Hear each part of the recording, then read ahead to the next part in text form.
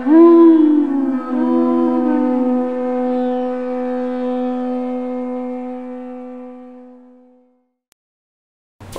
नमो भगवते वासुदेवाय।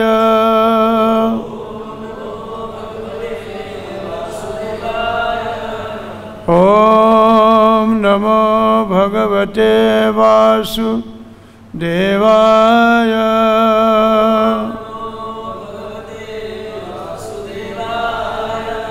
ओम नमो भगवते वासुदेवाय।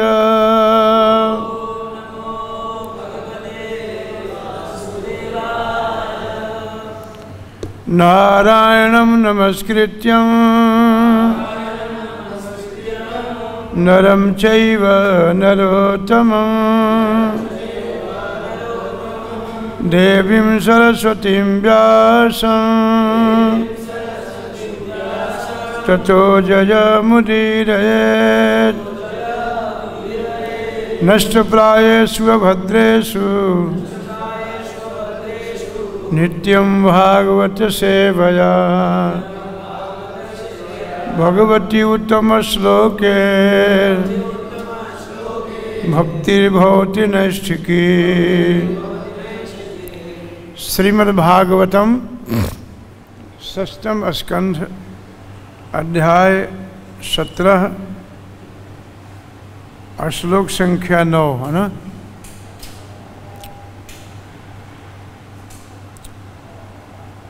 श्री शुक उवाच भगवानपि तत्श्रुत्वा भगवानपि तत्श्रुत्वा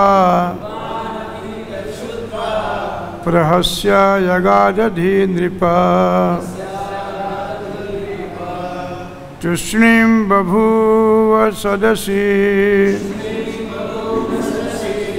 सम्याश्च तदनुव्रता। श्री शुक उवाच श्री सुखदेव गोस्वामी ने कहा भगवान शिव अपि भी तथा वह श्रुत्वा सुनकर और हंसकर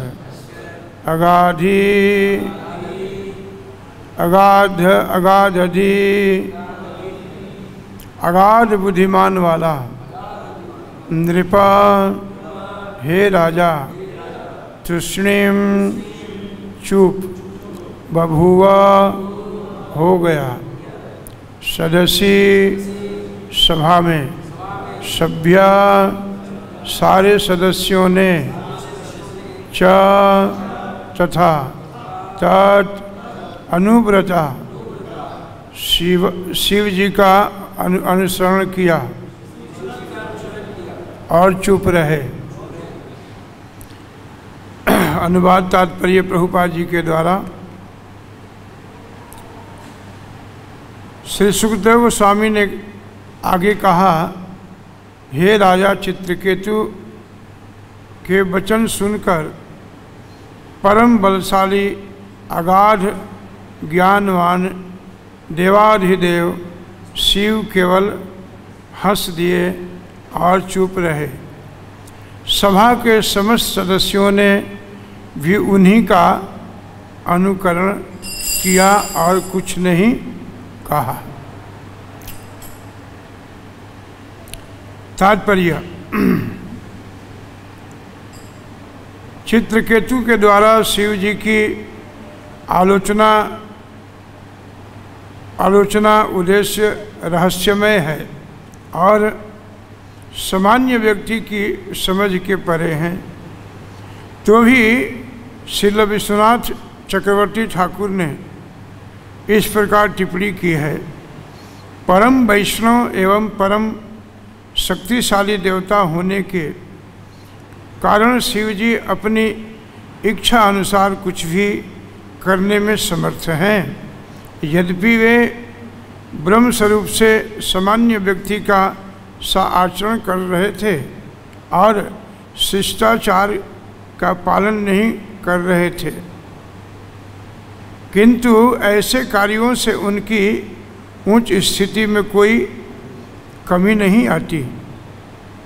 कठिनाई यही है कि सामान्य व्यक्ति उनके इस आचरण को देखकर उनका अनुकरण कर सकता है और कर सकता है, जैसा कि भगवत गीता के 3 अध्याय के 29 में कहा गया है, यदा चरति श्रेष्ठ तत्तत्तेवोत्तरो जनः स यत् प्रमाणं कुरुते लोकस्तदनु वर्तते। महापुरुष जो आचरण करता है, सामान्य पुरुष उसका अनुसरण करते हैं। वह पुरुष अपने विलक्षण कार्यों से जो आदर्श स्थापित कर देता है, संपूर्ण विश्व उसी के अनुसरण कार्य करता है। सामान्य व्यक्ति भी दक्ष की भांति, जिसने आलोचना का फल भोगा, वह शिव जी की आलोचना करके कष्ट का भागी हो सकता है।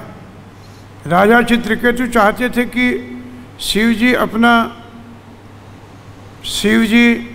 अपना बाह्य व्यवहार बंद कर दें, ताकि दूसरे लोगों आलोचना न करें और अपराध के भागी न हों। यदि कोई यह सोचता है कि भगवान विष्णु ही पूर्ण हैं और अन्य सभी देवता शिव जी के समान अनुचित कृत्य करते रहें, तो वह अपराधी है। यह सब सोचकर ही चित्रकेतु शिव जी के प्रति इतने निष्ठुर हो सके।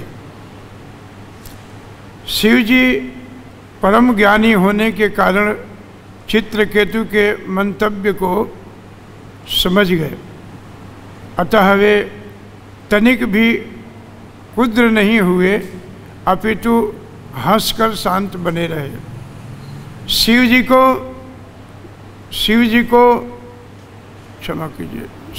को घेर कर बैठे हुए सभा के सदस्य भी चित्रकेतु के मंतव्य को समझ गए। फलतः शिव जी के व्यवहार की प्रतिक्रिया में उन्हें कोई प्रतिवाद नहीं किया और वे भी शांत रहे। यदि सभा के सदस्यों ने यह सोचा होता कि चित्रकेतु ने शिव जी का अपमान किया है, तो वे अपने कानों को बंद करके अवश्य ही उठकर चले जाते, वहाँ से चले जाते। ओम ज्ञानतिमिरान्धस्य ज्ञानाञ्जनशलाकया चक्षुर्मिलितं येन तस्मै श्रीगुरवे नमः। नमो महावदान्याय कृष्णप्रेमप्रदायते कृष्णाय कृष्णचैतन्य नाम्ने गौरतुसे नमः। नमो विष्णुपादाय कृष्णप्रेष्ठाय भूतले श्रीमते भक्तिवेदान्त स्वामिनिति नामिने। नमस्ते सरस्वतीदेवं गौरवाणी प्रचारिणे निर्विशेषशून्यवादी पश्चात्देशतारिणे। हे कृष्ण करुणा सिंधु दीनबंधो जगत्पते गोपेश गोपिका कांत राधा कांत नमस्तुते। तप्त कांचन गौरांगी राधे वृंदावनेश्वरी वृषभानुसुते देवी प्रणमामि हरिप्रिये। वंशाकल्पतरुभ्यश्च कृपा सिन्धुभ्येव च पतितानां पावनेभ्यो वैष्णवेभ्यो नमो नमः। वृन्दायै तुलसीदेव्यै प्रिया वै केशवस्य च कृष्ण भक्ति प्रदे देवी सत्यव्रतै नमो नमः।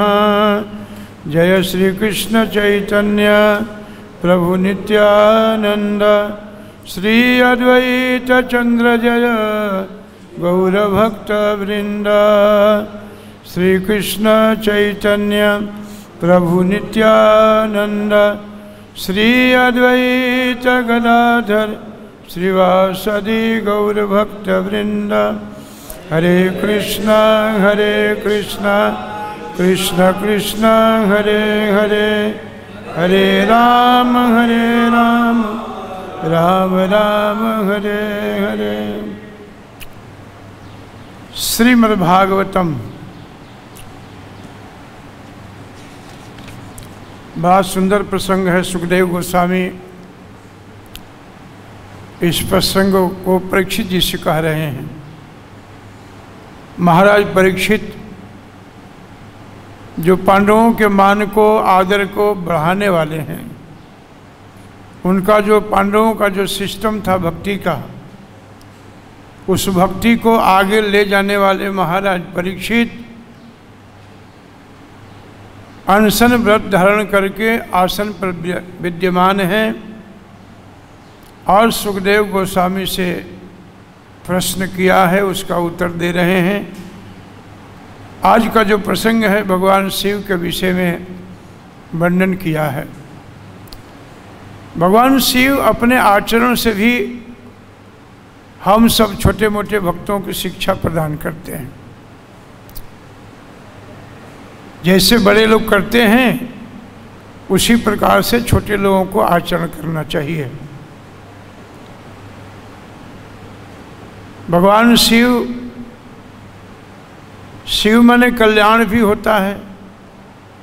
शिव जी सबका कल्याण चाहते हैं, सबका हित चाहते हैं। भगवान शिव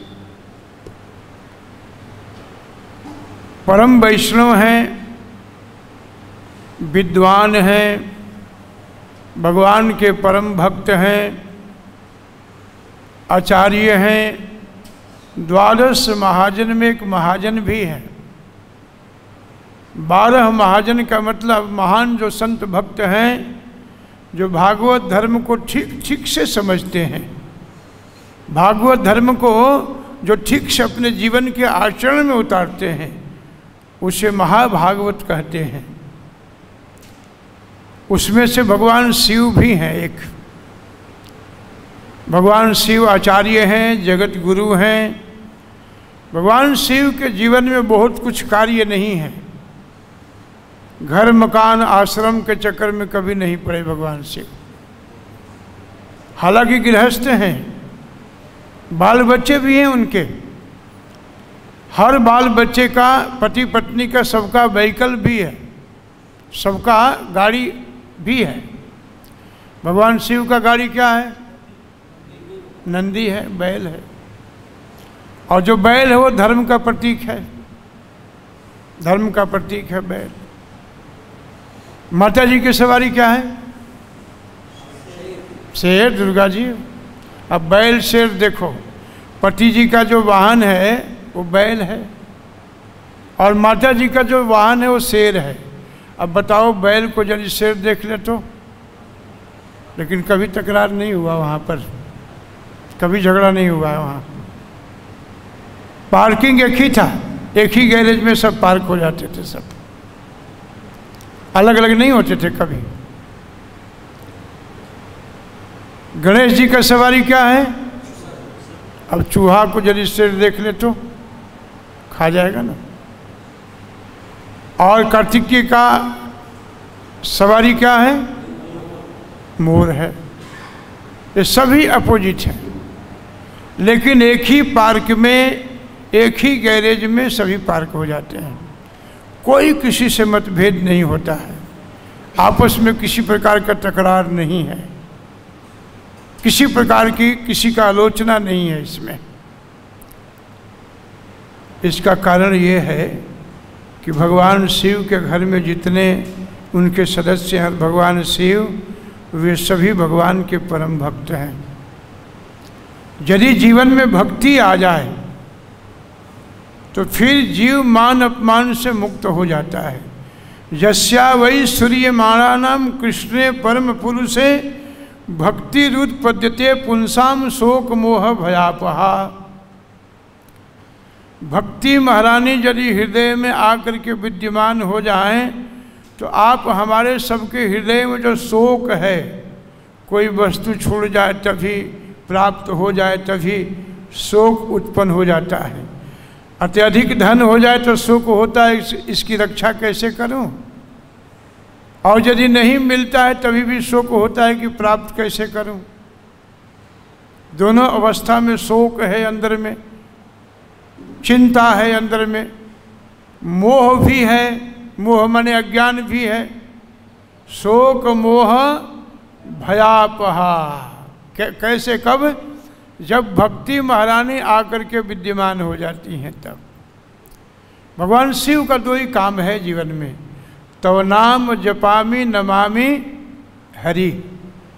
भगवान को जहाँ देखते हैं वहीं प्रणाम करते हैं और निरंतर भगवान के नाम लेते हैं। हरे कृष्णा कृष्ण कृष्ण हरे राम राम राम।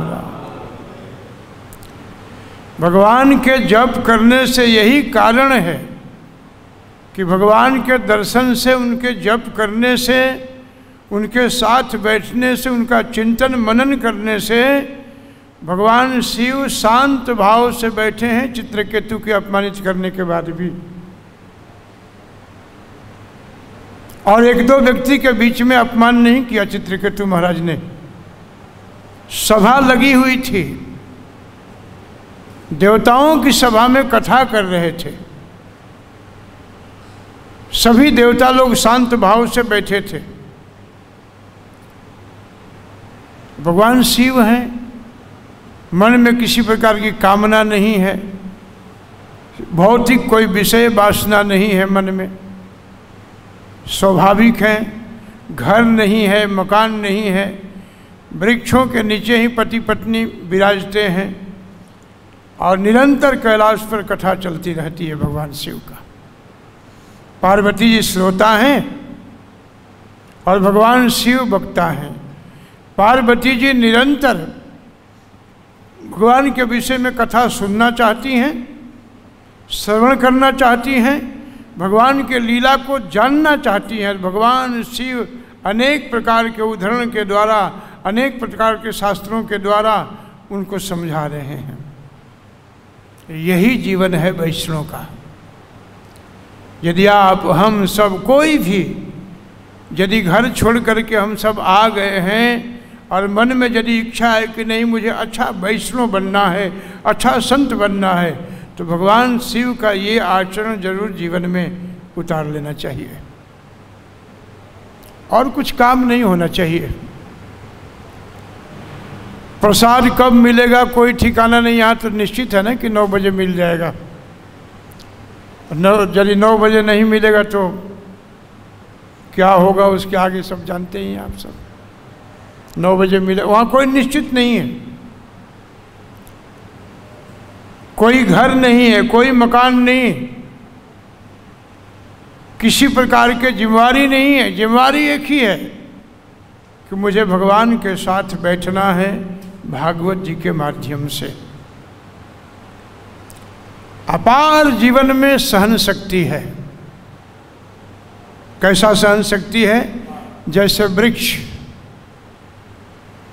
वृक्ष देखिए, महाप्रभु इसका उदाहरण देते हैं। सहिष्णु नाम तृणादपि सुनीचे न तरोरिव सहिष्णु नाम।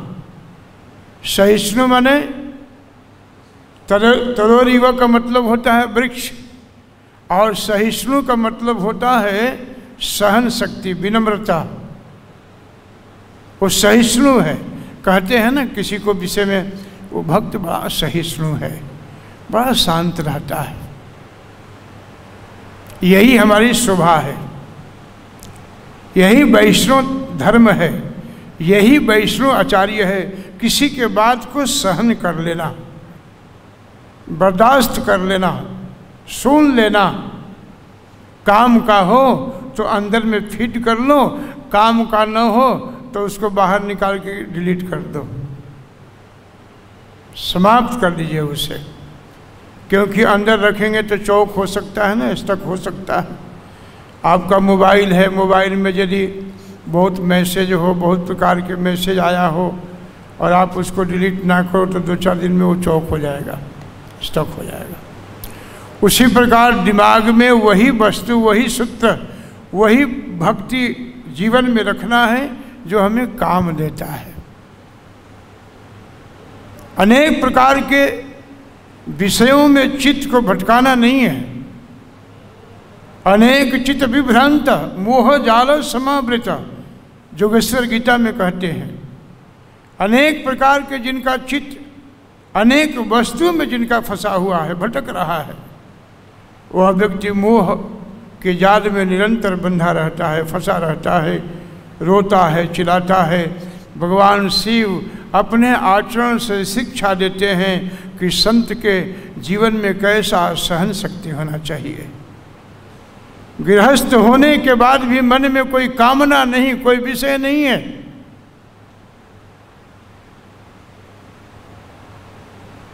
अन्यत्र ग्रंथों में कथा ऐसी है कि देवता लोग कथा सुन रहे थे, पार्वती जी वाम भाग में बैठी थी। सभी देवता लोग शांत भाव से सुन रहे थे, किसी प्रकार के मन में ऐसा दोष बुद्धि नहीं था भगवान शिव के प्रति।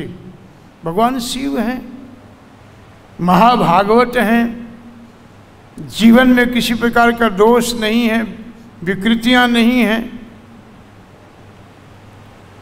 पार्वती जी बैठी हैं लेकिन कोई चिंता नहीं है, सभी देवता बैठे हैं। और ये महाराज चित्रकेतु घूमते घूमते आए और भगवान शिव को लगे बोलने। केवल बोला नहीं, गाली भी दिया। मैंने ऐसे कथा सुना है, श्रीपाद राधा गोविंद महाराज जी ने एक बार कथा में बता रहे थे कि चित्रकेतु जब आए तो चित्रकेतु ने सीधा शंकर जी को देख करके मन खराब किया और कहा कि देखो कितना निर्लज्ज है ये, लज्जाहीन है ये। इतने बड़े बड़े देवता लोग बैठे हैं, अरे थोड़ा जीवन में आचरण भी होना चाहिए। अनेक प्रकार के शब्दों से घायल किया, व्यथित किया, अनेक प्रकार की गाली दिया, बहुत कठोर शब्दों का उपयोग किया, लेकिन भगवान शिव शांत भाव से बैठे रहे।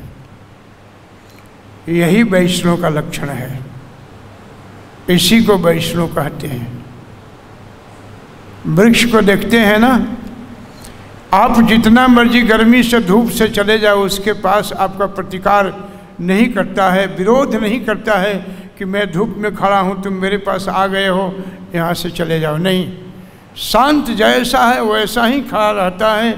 और जीव जब धूप से बिल्कुल परेशान होकर के, गर्मी से जब बिल्कुल पीड़ित हो जाता है, परेशान हो जाता है, जब वृक्ष के पास जाता है तो अपने पखड़ियों से उसको हवा देकर के ठंडा कर देता है। ये वैष्णव का ऐसा गुण होना चाहिए, और यह गुण केवल भक्ति से आ सकता है, और कोई उपाय है नहीं, केवल भक्ति से। यदि फल का वृक्ष हो, किसी फ्रूट का वृक्ष हो, यदि आपका शरीर ठंडा हो गया है तो उठा करके उस पर पत्थर मारेंगे ना, तो उधर से वो आपको फल प्रदान करता है वो। और हम लोगों को कोई गाली देगा तो क्या प्रदान करेंगे? मारने का शक्ति ना, 2-4 गाली तो जरूर दे देंगे उसको।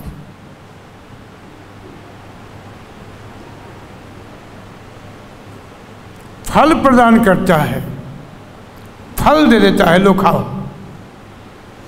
पानी के बिना, जल के बिना सूख जाता है, लेकिन जल की इच्छा नहीं रखता है कि आप मेरे छाया में आए हो, मैंने आपको फल दिया है और आप मुझे पानी दीजिए, ऐसा कभी मन में इच्छा नहीं करता है। इसलिए महाप्रभु ने इन शब्दों पर बहुत जोर दिया है। संत को तृण के समान होना चाहिए, तृण से भी अपने जीवन को तुच्छ समझे, विनम्रता होनी चाहिए। और विनम्रता केवल बनावटी नहीं, भगवान शिव के विषय में तात्पर्य में लिखा है कि भगवान शिव चुपचाप शांत इसलिए नहीं बैठे कि वो कमजोर थे अथवा देवता लोग बैठे थे, इसलिए शांत बैठे थे कि वो भगवान के भक्त हैं। जीवन में भक्ति है। ज्ञानवान बुद्धिमान शक्तिशाली होने के बाद भी चित्रकेतु के निंदा को सुनते रहे, हमेशा सुनते रहे। इसलिए इनके नाम के पीछे भगवान शब्द लगाया हुआ है। भगवान शिव, भगवान शिव। भगवान को भी लोग अनेक प्रकार के गालियां देते हैं। कभी कभी तो लोग गाली देते देते मुख सूखता है तो पानी पी के भी गाली देते हैं, जैसे शिशुपाल ने सैकड़ों भगवान को गाली दे दिया, लेकिन भगवान तो संताकार हैं, शांत भाव से बैठे हैं। प्रभु भागवत धर्म को जीवन में धीरे धीरे क्रमशः हम सबको अपने आचरण में, इंद्रियों में उतारना चाहिए, अपने इंद्रियों में लेना चाहिए। इसको पीना चाहिए ठीक से। जैसे आप कभी कभी गोपी शब्द का अर्थ सुने होंगे, संतों से कहते हैं गो माने इंद्रियां और पी माने पीना। जो अपने प्रत्येक इंद्रियों से भगवान के लीला को, कथा को पी करके पचा लिया है, वही गोपी है, वो गोपी है। गो माने इंद्रियां, गो माने गाय, गो माने भूमि भी होता है, लेकिन यहाँ गो माने इंद्रियां है। ये भागवत जी केवल हम आए कथा कर दें या सुन लें या पढ़ लें, ये बड़ी अच्छी बात है, इसकी कोई निंदा नहीं है। लेकिन यदि हम इसको आचरण में उतारते हैं, एक एक शब्द को, जैसे आज की कथा है, भगवान शिव शांत भाव से बैठे हैं, गाली सुनने के बाद भी बैठे हैं। वहाँ से उठेंगे तो प्रसाद भोजन कहाँ मिलेगा कोई पता नहीं, फिर भी शांत हैं, किसी प्रकार के मन में उद्वेग नहीं है। बारिश होगी तो कहाँ छुपना है, ठंडी पड़ेगी तो कहाँ आड़ लेना है, कैलाश पर बैठे हैं, शरीर से परे हैं। शरीर पर मान अपमान लग जाए उसका कोई चिंता नहीं है। हम शरीर नहीं है, यही तो प्रभुपाद जी बताते हैं। भाई कोई आपको यदि गाली देता है तो शरीर को गाली दे रहा है, कोई अपमानित किया तो शरीर को अपमानित किया, कोई मान आदर रिस्पेक्ट दिया तो शरीर को दिया। जो शरीर के अंदर, देह के अंदर जो देही बैठा है, उसको तो इस सब की आवश्यकता है नहीं। न उसको मान लगता है, न अपमान लगता है, न भूख लगता है, न प्यास लगता है, न सर्दी लगती है, न गर्मी लगती है। अजो नित्यम शाश्वतम दिव्यम हन्यते हन्यमाने शरीरे। शरीर से बिल्कुल अलग है। शरीर छूटने के बाद भी, रहने के बाद भी, बीमार होने के बाद भी उस पर कोई असर नहीं है, कोई प्रभाव नहीं है उसका। ये अभ्यास करना चाहिए धीरे धीरे। हम ये नहीं कहते हैं कि आज ही हो जाएगा या 20 साल 30 साल में हो जाएगा। संत महात्मा वैष्णव न जाने कितने जन्मों से लगे हुए हैं, तब जाकर के अभ्यास धीरे धीरे इंद्रियों में आता है। ये अभ्यास जरूर करना चाहिए, भक्ति का प्रैक्टिस जरूर करना चाहिए हमें। सहन शक्ति बहुत होना चाहिए जीवन में। सहन शक्ति आचरण में भी दिखना चाहिए, आपके व्यवहार में भी सहन शक्ति दिखना चाहिए, आपके इंद्रियों में भी। आँख में, आँख यदि आपका देखती है किसी को, अथवा आपको कोई व्यक्ति दिखता है, तो अगला व्यक्ति को देखने से समझ में आ जाना चाहिए कि नहीं, इसमें संत की वृत्ति का प्रभाव ज़्यादा है। या आपका यदि कोई दर्शन कर लेता है, दर्शन करने से दूर से उस व्यक्ति के अंदर यदि पवित्रता आने लगती है, पवित्रता प्रवेश कर जाता है उस व्यक्ति में, प्रभु का नाम लेने लगता है, उसका सर झुकने लगता है, तो समझो कि आध्यात्मिकता में उसका प्रवेश ज़्यादा है। इंद्रियों में भागवत धर्म का आचरण होना चाहिए, आँख नम न होना चाहिए, सर झुका होना चाहिए, प्रत्येक इंद्रियों से ऐसा लगे कि प्रभु के सेवा में वो लगी हुई है, ऐसा होना चाहिए। भगवान शिव अनेक प्रकार के अपमान सहन करने के बावजूद भी शांत भाव से बैठे रहे, और बैठे ही नहीं, प्रभुपाद जी तात्पर्य में लिखते हैं कि उन्होंने हंस दिया, यानी ध्यान ही नहीं दिया कि हमें किसी ने कुछ बोला भी है। ऐसे अनेक संत हैं भागवत जी में, जडभरत जी को देख लीजिए, उनके जीवन में कंधे पर डोली है, राजा का वजन है, बोझा है, सामने कीड़ों को भी बचाना है, छोटे छोटे जीवों को भी बचा के चलना है। हमारे जीवन में किसी को कष्ट न हो जाए, किसी को दुख न हो, हमारे बोलने से चलने से किसी पर आपत्ति विपत्ति न आ जाए, उसका जीवन संकट में न आ जाए, उसका मन दुख न जाए, ये भी ध्यान रखना है साथ में। कंधे पर डोली है, छोटे छोटे जीवों को बचा के भी चलना है, और ऊपर से डोली में बैठने वाला राजा रघुगण नाना प्रकार के शब्दों से अपमानित कर रहा है, और शांत भाव से डोली को ढो रहे हैं। जब अपमान पर अपमान करते रहा, तब महाराज जडभरत जी ने सोचा कि यदि आज नहीं बोलूँगा तो फिर इसका उपकार नहीं हो सकता है, आखिर इसका वजन, आखिर इसका बोझा हमारे कंधे पर है, इसका उद्धार करना बहुत जरूरी है। तब डोली रख करके उन्होंने ऐसी सुंदर उपदेश दिया, उस अवस्था में भी कि रघुगण का आंखें खुल गई, और वहीं साष्टांग दंडवत किया और पूछने लगा कि आप कौन हैं, या मैं जहाँ जा रहा हूँ आप वही हैं, आप इस तीनों में से कौन हैं? जडभरत जी ने कहा कि ये तुम्हारी दूसरी गलती है, जो तुम पूछ रहे हो कि कौन हो। अरे जो तुम हो मैं हूँ, जो तुम में है वो मेरे में भी है, जो तुम्हें बुद्धि प्रदान करता है मुझे भी वही प्रदान करता है। अवस्था कोई भी हो, कभी कभी हम आश्रम में रहते हैं, कभी कभी आश्रम के अधिकारी के बात समझ में नहीं आती है, या दिमाग में नहीं प्रवेश कर पाता है, या सेवा करने का विचार नहीं है, तो हम धीरे से उनका निंदा क्रिटिसाइज करने लगते हैं अपने से श्रेष्ठ भक्तों का। नहीं नहीं, हो सकता है जो मैं समझाना चाह रहा हूँ उनको मैं नहीं समझा पाता हूँ, एक दो दिन में ठीक हो जाएगा। यदि समय कोई स्थान पर किसी प्रकार की गड़बड़ी चालू है तो थोड़ा स्थानांतर कर दो, स्थान बदल दो, आधे घंटे घंटे में जब ठीक हो जाए फिर समझने की कोशिश करो। अपराध ना करो जीवन में। अपराध जो है भक्ति मार्ग में, आपके कोमल भक्ति मार्ग के बगीचे में मतवाला हाथी के जैसा ये वैष्णव अपराध निंदा है। यदि वैष्णव अपराध उठे हाथी माता, उपाड़िया छिड़े जाए सुखी जाए पाता। आपके कोमल बगीचे में, मुलायम बगीचे में भक्ति की बगीचा लगी हुई है, फल आने वाला ही है। उस बगीचे के रखवाली यदि हमने ठीक से नहीं किया, देखभाल ठीक से नहीं किया, और कहीं मतवाला हाथी प्रवेश कर गया उसमें, तो एक क्षण में वो मतवाला पागल हाथी आपके कोमल बगीचे को, भक्ति को नष्ट कर सकता है वो। इसलिए सावधान रहना चाहिए।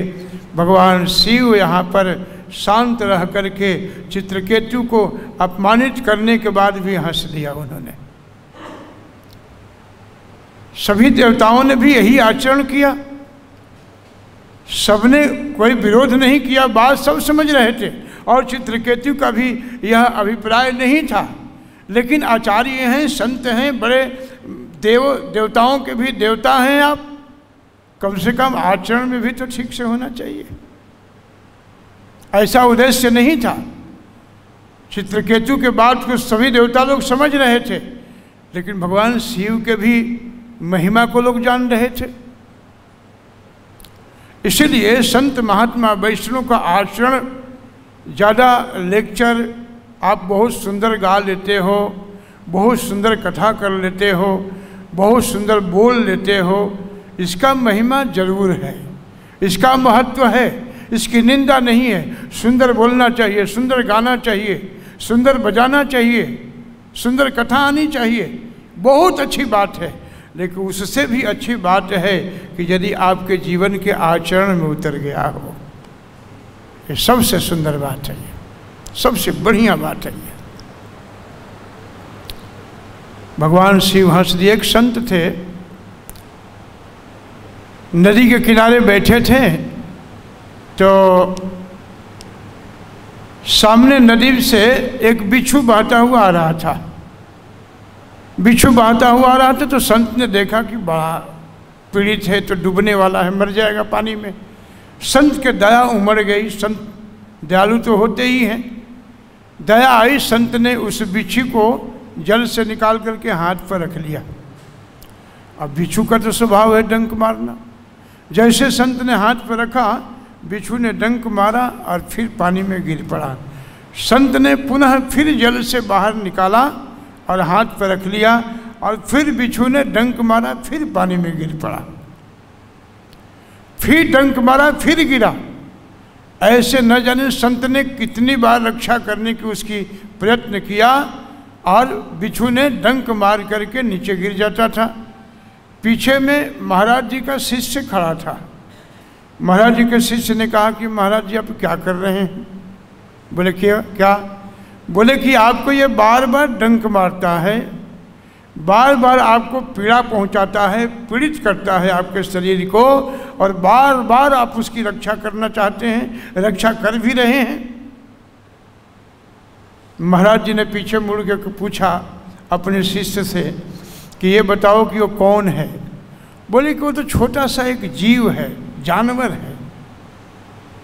महाराज जी ने कहा कि बेटा, एक छोटा सा जीव अपने धर्म का परित्याग नहीं कर रहा है, उसका मारना धर्म है।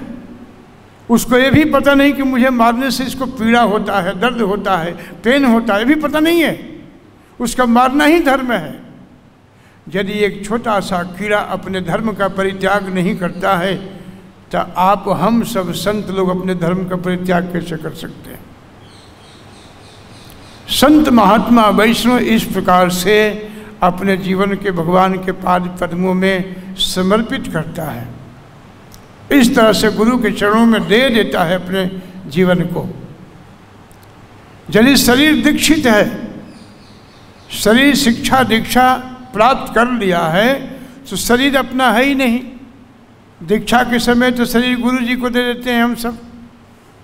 तो गुरु जी जो जो शरीर के साथ नियम लगाते हैं, जिस नियम में बांध देते हैं, उसमें तो मान अपमान सम्मान इज्जत के कोई प्रश्न ही नहीं है। फिर यदि हमने ठीक से दे दिया है तो संत इस प्रकार से किसी विषय को समझा देता है, समझ लेता है। दुष्ट से दुष्ट व्यक्ति भी यदि संत के समक्ष आ जाए, उनका दर्शन कर ले, उनके पास में आकर के बैठ ले, न जाने कितने जन्मों के पाप नष्ट हो जाता है। कहीं कहीं आप लोग जाते हैं ना कथा करने, कीर्तन करने, तो छोटे छोटे बच्चों को लाके कहते हैं कि महाराज जी ऐसा कीजिए ना, हमारे बच्चे के सर पर हाथ रख दीजिए थोड़ा, या थोड़ा आशीर्वाद दे दीजिए। संतों में भरोसा है, विश्वास है, प्रीति है, संतों के प्रति लोगों का लगाव है समाज में। संत, आप मार्ग में जा रहे हैं, रास्ते में चल रहे हैं, 3 प्रकार के व्यक्ति पाप करता है, कर्म से, मन से और वाणी से। और तीनों प्रकार के पाप को शांत करने के लिए, नष्ट करने के लिए संत के पास औषधि है, और कहीं औषधि है नहीं। आप किसी संत के पास गए और संत के पास जाने के बाद यदि संत को आपने देखा अथवा संत ने आपको देख लिया, तो संत को देखने से, दर्शन करने से, अथवा संत ने आपको देखा उसके दर्शन करने से हमारे जीवन में जो मानसिक पाप है वो दर्शन करने से नष्ट हो जाता है। मन से जो हमने पाप किया है, मन से किसी को नीचा ऊंचा किया है, वो मानसिक पाप नष्ट हो जाता है। यदि संत ने अपनी कृपा से दया करके आपने प्रणाम किया, आप झुक गए संत के पास, आपने प्रणाम कर लिया, शरण स्पर्श कर लिया, तो संत ने अपनी कृपा से यदि आपके सर पर हाथ रख दिया, सर पर यदि हाथ रख दिया, तो आपके वाणी के पाप शांत हो जाता है। आपने जो वाणी से पाप किया है, शब्दों से जो पाप बना है, उसको नष्ट कर देता है सर पर हाथ रखने से। बातचीत करने से मानसिक पाप नष्ट हो जाता है। सर पर हाथ रखने से आपके वाणी के पाप नष्ट हो जाता है। और यदि संत को आपने देखा, संत ने आपको देखा, संत ने आपके सर पर हाथ रख दिया और संत ने आपको स्पर्श कर दिया, किसी प्रकार से आपके शरीर पर थोपी लगा दिया, तो आपके काया के जो पाप है, जो शरीर से पाप हुआ है, वो नष्ट हो जाता है। इतनी महिमा है संतों की।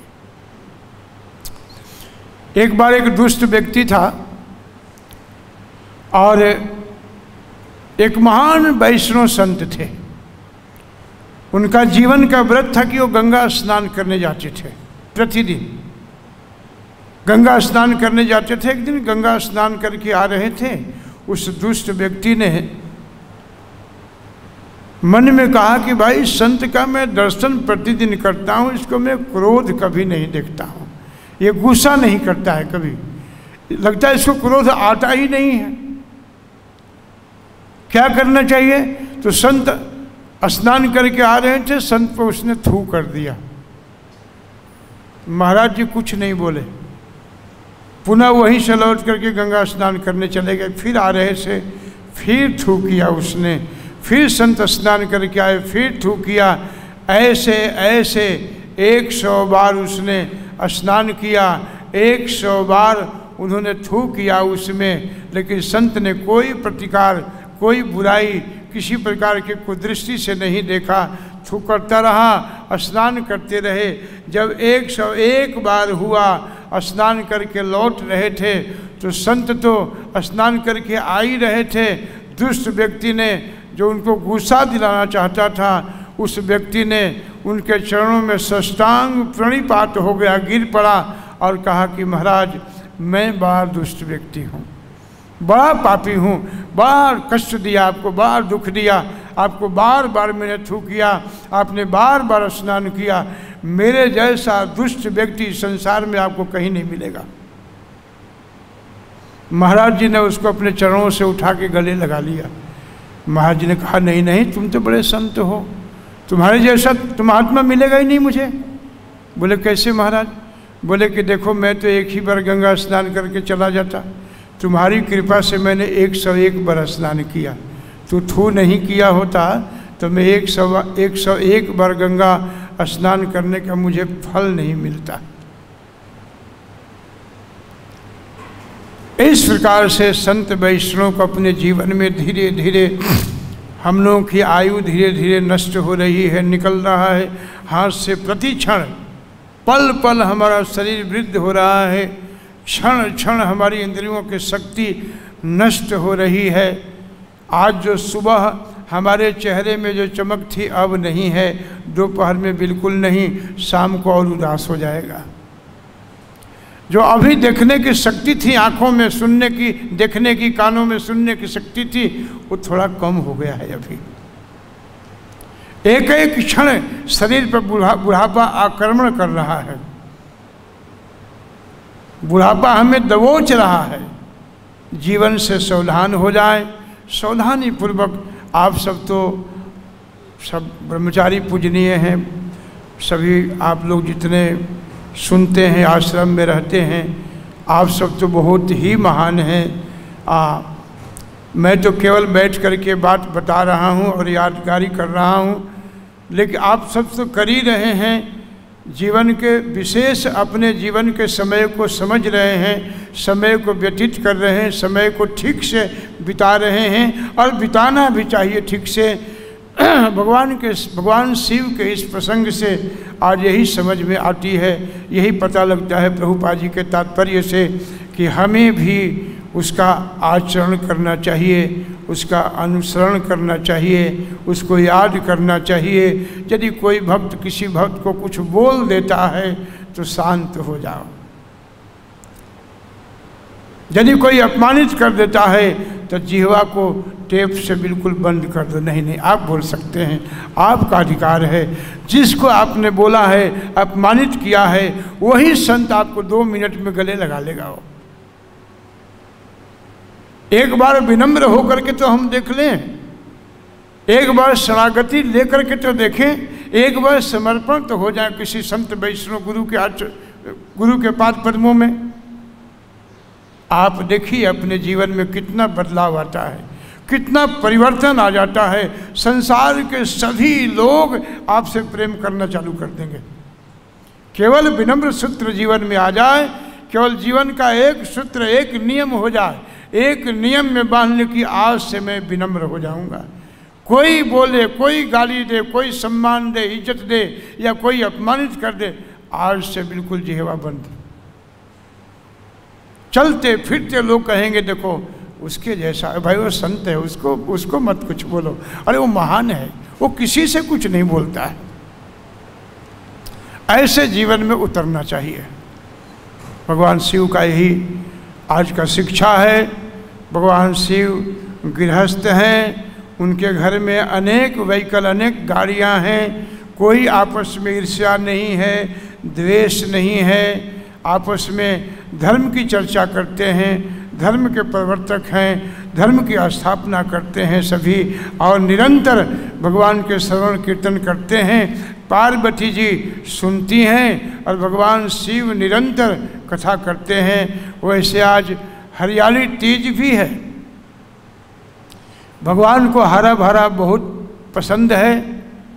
आज के दिन हरा भरा करने से, भगवान को प्रणाम करने से, नमस्कार करने से, खास करके अपने इंद्रियों के भगवान के पाद पद्मों में अर्पित करने से, भगवान को अपने आप को देने से कृष्ण प्रेम बढ़ता है। वैसे तो लोक में लोग कहते हैं कि शिव पार्वती जी का मिलन ही हरियाली तीज है। प्रेम प्रतिपादित करता है हरियाली तीज। शिव पार्वती जी का ये दूसरा मिलन है। देखिए वहाँ भी शिव पार्वती, वही सती जी पार्वती जी के रूप में हिमालय पुत्री बनी और भगवान शिव शादी करना नहीं चाहते थे, लेकिन महात्मा नारद जी बीच में मीडिएटर बन करके शादी करा दिया। प्रेम को ही, प्रेम जो बढ़ाता है, प्रीति जो बढ़ाता है, संसार के विषयों से जो दूर कर देता है, वही हरियाली तीज है। आज बड़ा सुंदर, खास करके उत्तरी भारत में, यूपी में, बिहार में बड़ा भारी उत्सव होता है। इसका बढ़िया बढ़िया पकवान बनाते हैं लोग। अपने घरों के इर्द गिर्द में गोबर से घिराव करते हैं, पवित्र होकर के माताएं खूब हरा भरा पहन करके मंदिरों में जाती हैं, गीत गाती हैं। उसका एक ही लक्ष्य है कि भगवान को हम खुश कर लें। धन्यवाद आप सबका। आप सभी सदा सुखी रहें, स्वस्थ रहें। जय हो। सभी ब्रह्मचारियों की जय हो, सभी भक्तों की जय हो, आप सबकी जय श्री कृष्ण। श्री प्रभुपाद जी महाराज की, श्रीमद् भागवतम महापुराण की।